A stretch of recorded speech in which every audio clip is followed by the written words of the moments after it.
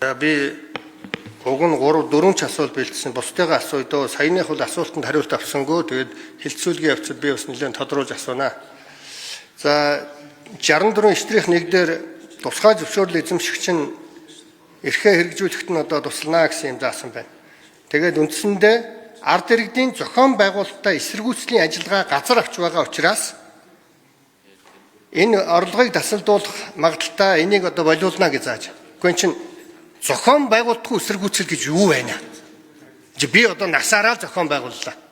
Өнөөдөр ард иргэд амжиргаагаа хамгаалж хууль бусаар авилгал өгөөд орж ирж байгаа тэр байгаль орчныг бохирдуулах гад ард иргэдийн тэр бэлчээрийг таллах гад байгаа тэр улсуудтай хэлцээрт орох, ойлголцуулах, зөвшөлтсүүлэх механизм энэ хууль дотор алгаа. Зүгээр хүчирхийлд уриалсан айхтар юм гараад ирж. Төр ерөн үндсэндээ бол өөрийгөө өмгөөлөх чадваргүй хүчгүй сул доройд нь үйлчлэх гэж төр.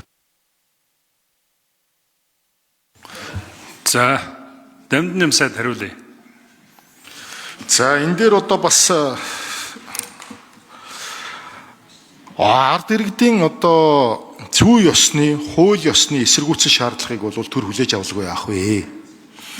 Лиценз олгоод, эрх олгоод, стандарт нормын дагуу үйл ажиллагаа явуулж байгаа аж ахуйн нэгжүүдийг санаатай болон санамсаргүй байдлаар очиж зогсоогоод эдийн засгийн алдагдлалд оруулж байгаа бол торгуул ногдуулдаг ийм л зохицуулт оруулж нэг. Энэ юунаас болж байгааг нь бас засаж байгаа. Юу гэхээр орон нутаг тухайн уул уурхайн төсөл байгаа орон нутагт амнаатын хуваарлалт очдоггүй байхгүй суманд нь. Бүр хасдаг. Та нар тэр уурхаатайгаа учрал гэдэг. Одоо бол бид орон нутагт очдог амнаатын хэмжээг 10 байсныг 15 болгож орон нутагт очдог байсан хувь 4 байсан бол 6 болгож бүр суманд нь хуваарлаг зохицуултыг хийж байгаа маа гişүнэ.